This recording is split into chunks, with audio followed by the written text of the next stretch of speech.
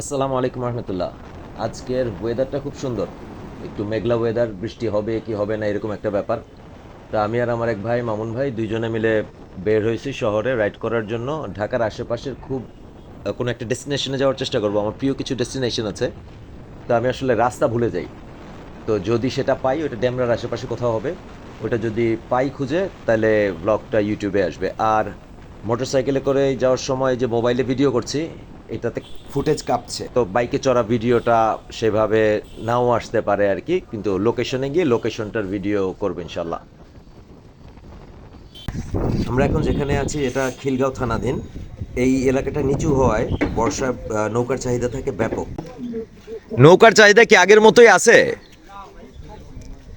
এই যে পাইপ দেখা বোঝা যায় যে কমছে, কারণ আশপাশের জায়গা জমি তো ভরে লাইছে, এখন তো সেরকম না। যেটা বানাইতেছেন এটা 3,000। ওহন বলে আবার আরেক পদের নৌকা চলে আইছে, ওই যে আপনার প্লাস্টিকের নৌকা। এতে তো মনে হয় মার্কেট কি আরেকটু খারাপ হয়ে গেছে আপনাকে নাকি?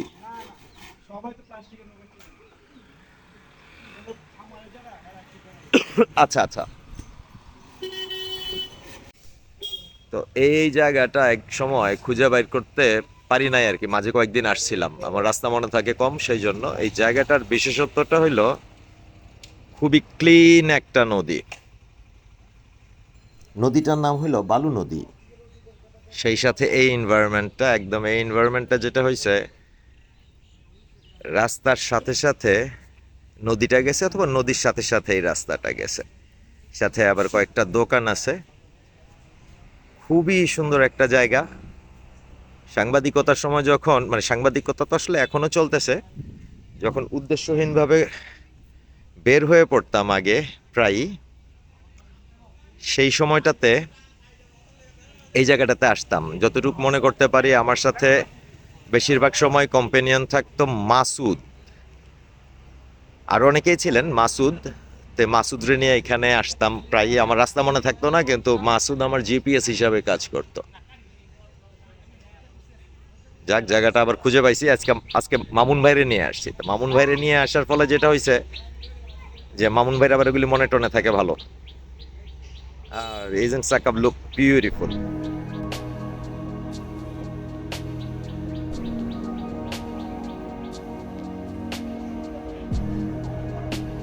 কৈশোর বান্ধব কর্নার।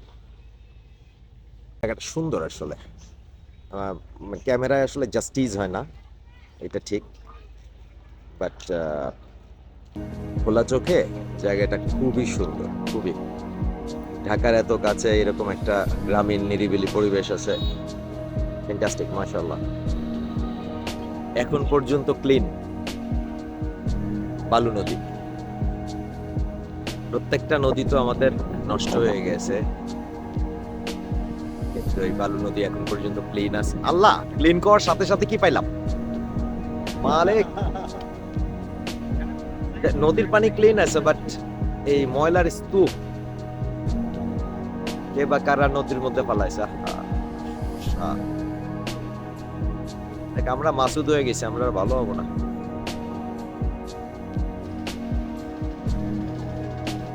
গুড়ি গুড়ি বৃষ্টি হচ্ছে, আর সাথে সামনে নদী। ওয়েদারটাও খুবই সুন্দর।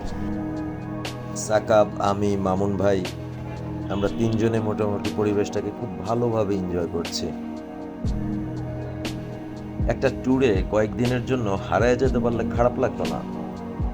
মানে শহরের এই ট্রেস, এত কাজের প্রেশার, এগুলো আর নিতে ইচ্ছা করে না মাঝে মাঝে।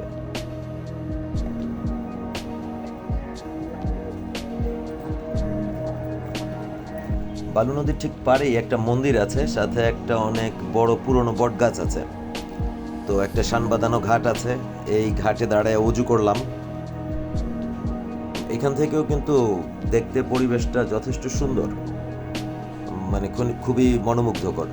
তো ব্লগটা আসলে এর চেয়ে বেশি এখানে আর দেখানোর তেমন কিছু নাই। তো আজকে এখানেই শেষ করব ব্লগটা। আর যেটা দেখলাম যে এখানে ওই নদী ঘোরানোর জন্য কেউ কেউ একটা ট্যুরিজমের মতো বন্দোবস্ত করছে। ট্যুরিজম ইন এ সেন্স যে এটা রঙিন কাপড় টাপড় লাগায় একটা নৌকার ব্যবস্থা করছে এখানে, দেখলাম এটা ঘুরে বেড়াচ্ছে। তো ইভেনচুয়ালি সবাই ভালো থাকবেন, আমাদের জন্য দোয়া করবেন।